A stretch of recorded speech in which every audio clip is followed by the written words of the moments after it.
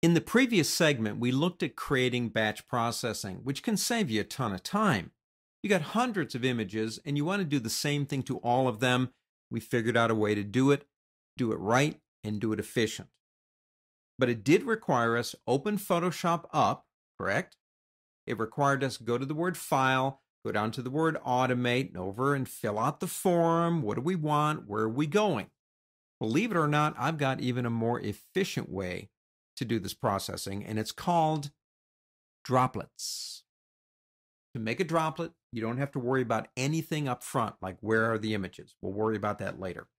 Go up in Photoshop to the word File and go down to Automate and over and down to Create Droplet. Now the name, choose a name.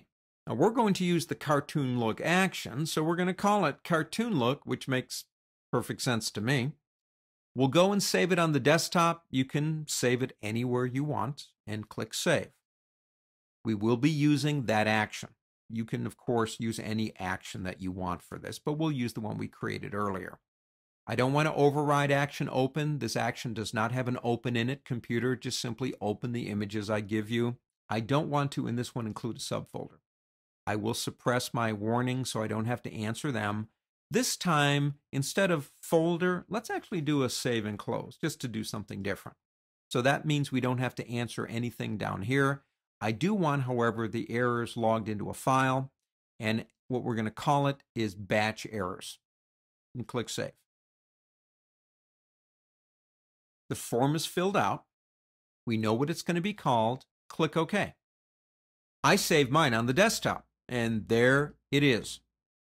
That's called a droplet. How do we use it? This is what I love.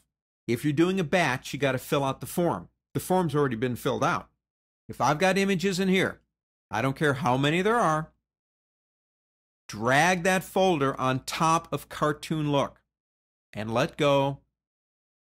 And what it's going to do, it's going to do the two. Now it's going to save and close them, which means we've overwritten the originals. But if we come into Sailing and we open up the two that are in here, there it is. Batch processing is awesome, but think about using droplets. Create droplets for different things that you do, different types of format changes. And incidentally, you don't have to actually put a whole folder on top of that thing. If you just want to do one image, just actually drag one image onto that droplet. Droplets take batches to a new level.